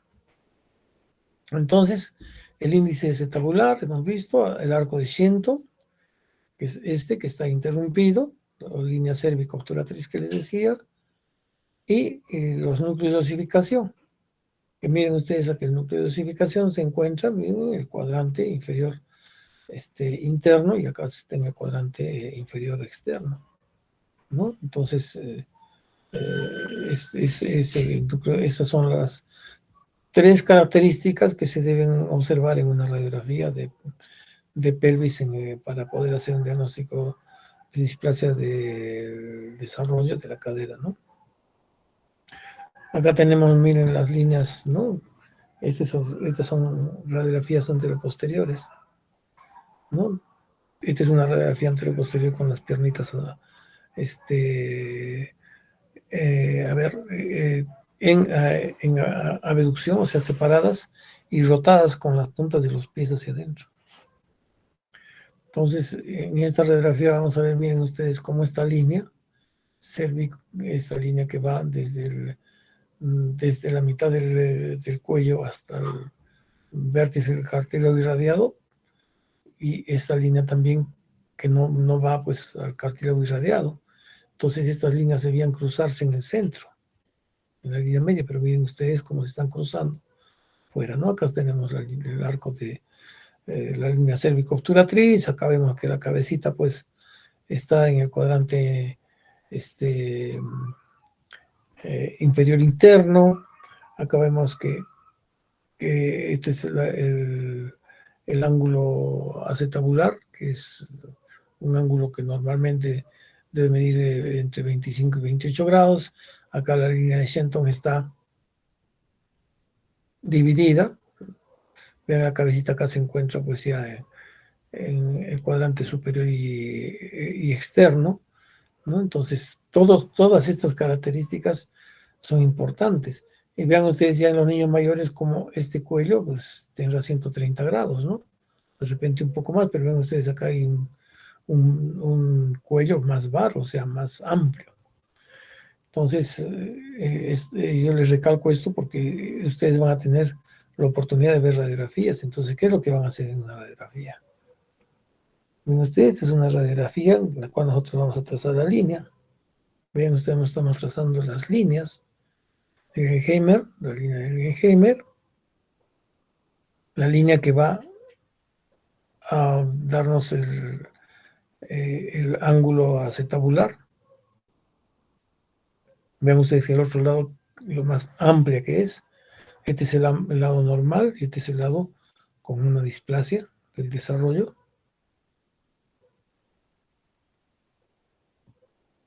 Vean ustedes el arco de Shenton o el arco cérvico-obturatriz.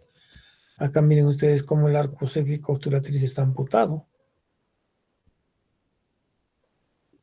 Ahora, el espacio cérvico-isquiático generalmente es de 1 o 2 milímetros. En cambio acá es amplísimo, ¿no? ¿Por qué? Porque está separado el cuello de la región isquiática.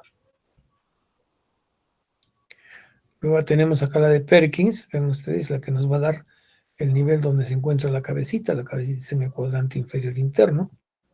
En cambio acá, la línea Perkins nos va a dar que la cabeza está en el cuadrante superior externo. Entonces esas son las manifestaciones claras de lo que ustedes deben hacer cuando tengan una radiografía de caderita, que generalmente son pues en niños ya mayorcitos a los 3 o 4 meses, ¿no?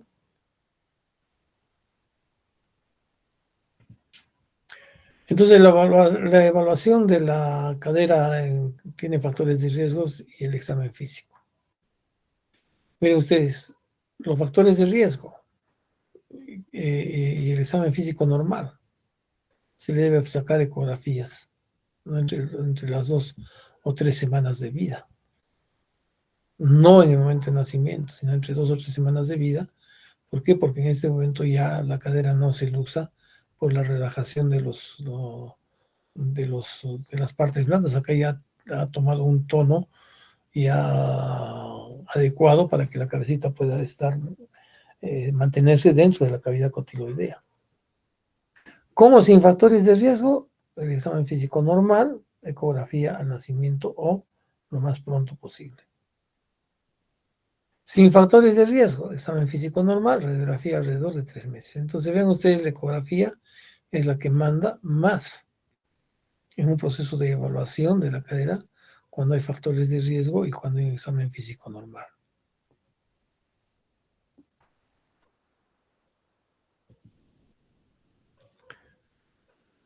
Es necesario comprender que hay pues los estadios, ¿no? Es una cadera subluxable o cadera laxa primaria, este es el recién nacido. Hay una inestabilidad primaria en la cabecita femoral, pues. No obstante que esta cabecita se encuentra dentro de la cavidad cotiloidea y puede deslizarse fuera de la cavidad con la maniobra de Barlow. O puede estar subluxada. La cabecita femoral está dentro del acetábulo, en reposo se aleja del suelo de esta, o sea, se luxa la caderita en reposo. Entonces, ¿qué significa esto? Que hay una inestabilidad mayor, porque hay un desplazamiento, pues, un desplazamiento femoral. Al desplazarse el fémur, pues se desplaza la cabeza.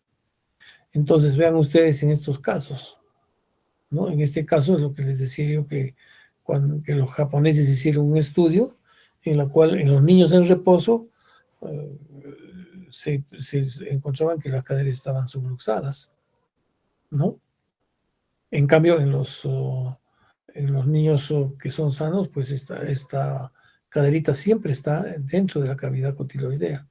Y es necesario hacerle la maniobra de Barlow para luxarle la cadera.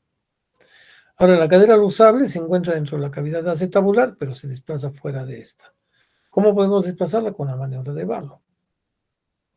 Las luxadas son la cabecita que se encuentra ya fuera del acetábulo. Y las inveteradas son que la luxación pues, de la cabeza femoral ya se ha salido de la cavidad cotiloidea durante mucho tiempo y el niño ya comenzó a caminar, tiene pues esta marcha de Trendelenburg y ha formado un nuevo cótilo. O sea, por encima del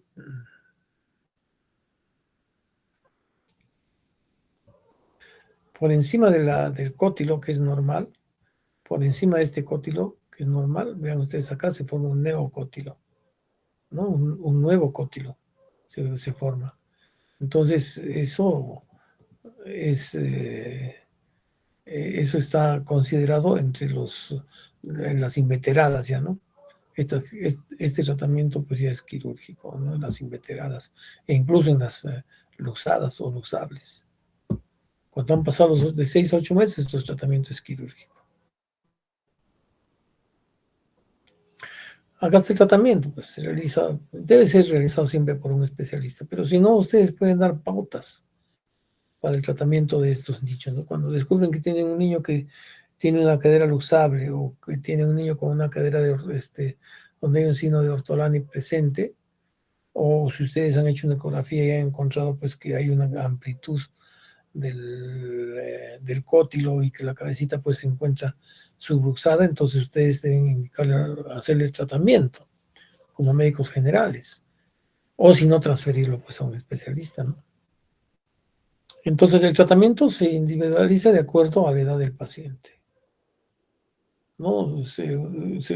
Van a ver ustedes cómo pues en niños ya recién nacidos se puede poner un almohadón, se pueden poner pañales para que esté con las caderitas abiertas, ¿no? Con una buena tetra. Entonces el tratamiento también es de acuerdo a la gravedad de la lesión, pues si es un niño que tiene ya una luxación antigua, donde hay una laxitud y donde una radiografía se encuentra que esa cabecita está luxada, pues lógicamente el tratamiento ya será más agresivo, ¿no? Será pues de repente con un tratamiento quirúrgico. En general el manejo pues es recomendable en los siguientes casos. En los niños menores de 6 meses de vida, un arnés de Pavlik que vamos a ver o una férula de Felka. La cadera pues tendrá que estar con una flexión de 90 a 110 grados. una abducción de 50 a 70 grados. Se pondrán estos aparatos durante 3 o 4 meses, mejor si es mayor tiempo. Si no se reduce, pues se indica la reducción quirúrgica, ¿no? Quiere decir que en los niños de 6 meses, si encontramos otros que es una caderita que está subluxada y utilizamos todos estos equipos y estos aparatos y vemos que al final del cuarto o sexto mes de tratamiento no ha mejorado la cabeza, no ha recuperado el ángulo acetabular, la cabecita no ha ingresado hacia la cavidad cotiloidea y ese techo que es plano en la cavidad cotiloidea no ha recuperado su forma, entonces ¿qué significa? Que ya es un tratamiento quirúrgico, pues, ¿no? Entonces, de 6 a 18 meses la reducción es quirúrgica cerrada. ¿Qué significa quirúrgica cerrada? En que será pues una tenotomía de aductores, ¿no? Generalmente lo que se hace es hacer una anestesia general. A los niñitos se les hace una apertura de la cadera y con los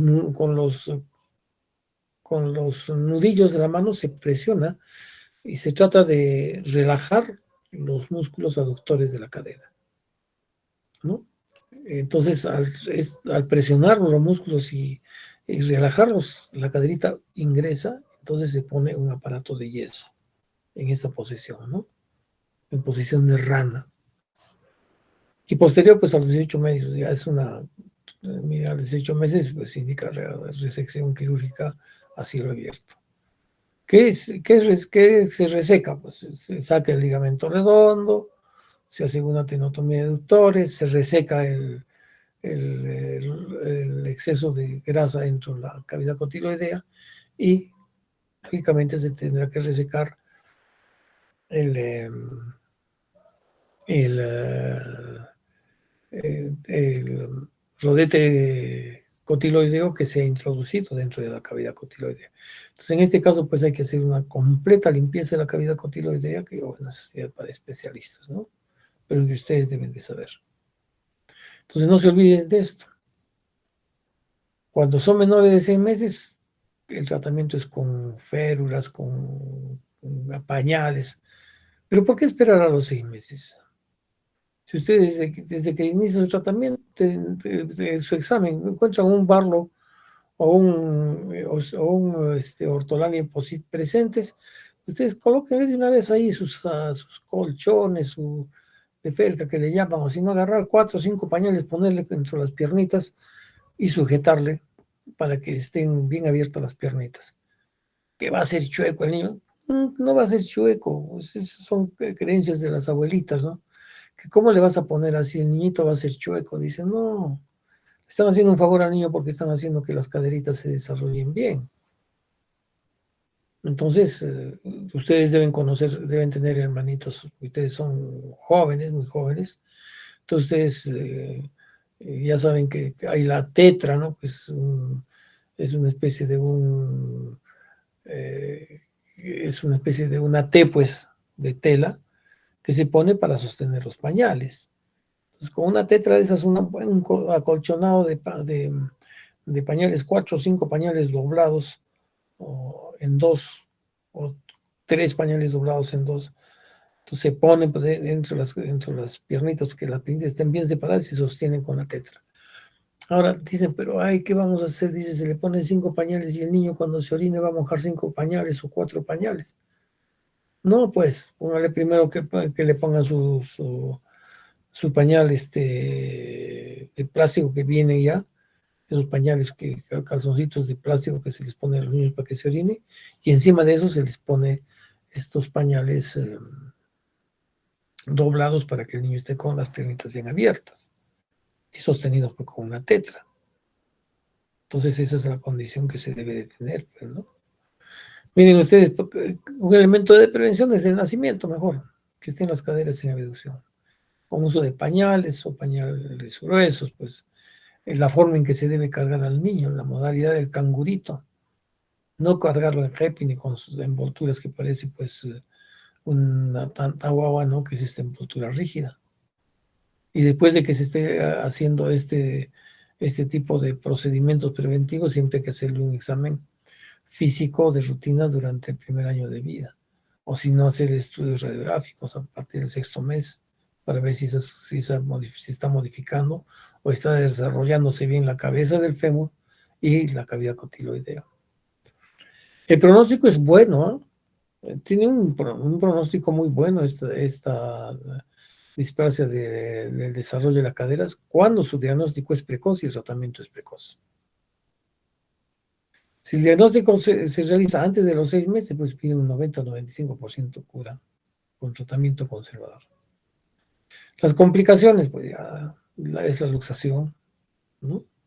El diagnóstico tardío, pues, o un manejo inadecuado nos puede llevar a una necrosis avascular de la epífisis de la cabeza femoral, o sea, del arterio de crecimiento, nos puede dar unas caderas recidivantes en luxación, o una subluxación residual, una displasia de acetábulo, o sea que el acetábulo no se forme bien, o pues nos puede llegar a futuro ya con una artrosis y lógicamente una deambulación claudicante, ¿no?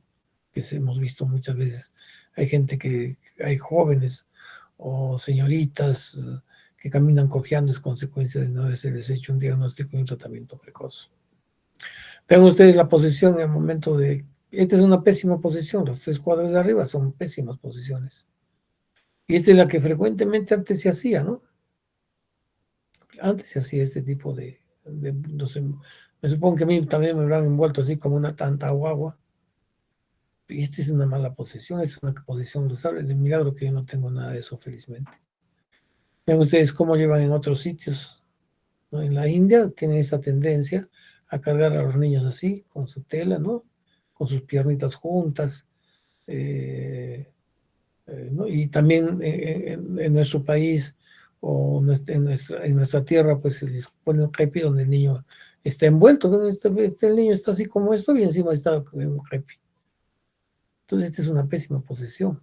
Estas son posiciones luxables. En cambio, miren ustedes acá, el niño que está con una piernita delante y la otra piernita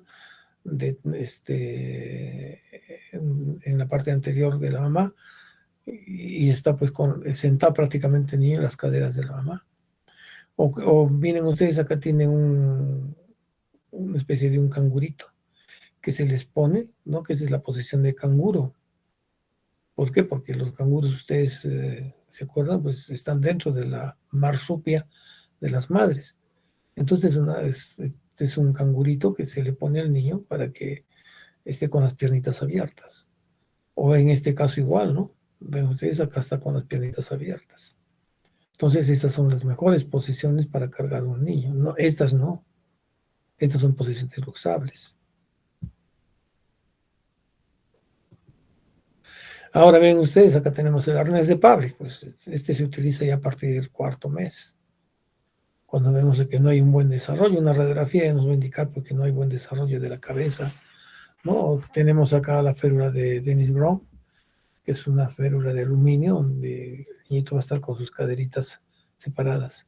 O los pañales de Felka. Estos pañales de Felka son los que es como una especie de una esponja que se coloca y hace que el niño esté con las piernitas en abducción, separadas, ¿no? ¿Ven? Y flexión de las caderitas. Entonces, este pañal de Felka se puede reemplazar por lo que les he dicho. Unos 3 o 4 pañales doblados se los introducen dentro después de haberle puesto por el pañal descartable, se le colocan los pañales encima y se le coloca una tetra. El niñito se mantiene en esta posición, que es la mejor posición para evitar que se produzca pues una displasia de desarrollo y por supuesto una posterior subluxación o luxación de la cadera. Entonces, esto es lo que nosotros debemos hacer desde el principio. Nació el niño, si tenemos alguna sospecha por signos mayores o menores, o porque tenemos una maniobra de ortolani presente o de barro presente, debemos llevar a este tratamiento. No debemos dejar que el niño llegue a este nivel, que también es bueno. Con eso también va bien el niño, pero pueden haber casos en que ni con este tratamiento del arnés de Pavlik el niño vaya bien, o con la férula de Dennis Brown. Entonces, hay veces los niños van al tratamiento quirúrgico. Cuando un niño nace, no se lo debe dejar pues que el niño desarrolle completamente. Miren ustedes, se debe hacer estas maniobras, estos ejercicios. Abrirle las caderitas, hacerle rotaciones externas, internas de las caderas, hacerle, miren ustedes esta maniobra, juntarle los piecitos y llevárselo hacia el abdomen. ¿Para qué? Para que las cabecitas comiencen a formarse dentro de la cavidad cotiloidea. Entonces, estos ejercicios no son ejercicios de rehabilitación, sino son ejercicios de educación. Se debe educar al niño. ¿Y para qué? Para que con estos movimientos se comience a formar la caderita en forma más adecuada y se permita que este niño tenga pues un desarrollo normal. Creo que eso es todo, no sé. Sí. Entonces,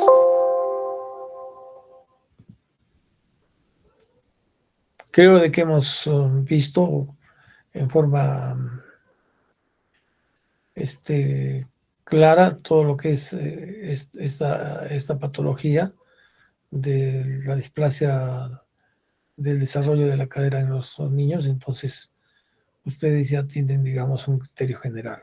Lo importante en todo esto es que ustedes deben saber hacer un buen diagnóstico de una displasia de cadera, teniendo en cuenta los antecedentes, primero del embarazo, los antecedentes de parto, los antecedentes familiares, ¿no? Y teniendo todos estos antecedentes, hacer un criterio y examinar al niño, a ver si tiene Barlow positivo o ortolani positivo. Si tiene un ecógrafo, hacer una ecografía después de las 2 o tercera semana de nacido. Y lo que yo les aconsejo, mejor póngale que le pongan pañales. Le ponen su pañal descartable primero y después encima le ponen esos pañales que son de gasa, doblados, unos 3 pañales doblados, para que esté con el niño con sus piernitas abiertas y esos pañales los sostienen con tetra, ¿no? Con esas tetras, ¿no? Que son unas telas que tienen la forma de T y que sirven para sostener los pañales. Pero que ahora ya no hay, porque ahora la gente, todos pues no se han acostumbrado al uso de los pañales descartables. Ahora ya no se utilizan, ya nadie lava pañales, ¿no? Ahora utilizan los pañales descartables. Más fácil pues para las mamás. Pero en el caso de que ustedes vean que hay hay un problema de estos, ustedes pueden encontrar estos pañales en el mercado central, en Puno, en el segundo piso donde venden telas, tienen todavía esos pañales y tienen las tetras. Entonces, lo que sí les puedo aconsejar yo desde ahora, para evitar que tengamos estos niños con caderas luxadas y alteraciones en la marcha, es pues hacerles un diagnóstico precoz y un tratamiento precoz, ¿no? Y si es preventivo el tratamiento, no importa. El niño no va a estar con sus caderas chuecas como piensan las abuelitas. Entonces, esto es lo que hay que hacer. Muy bien.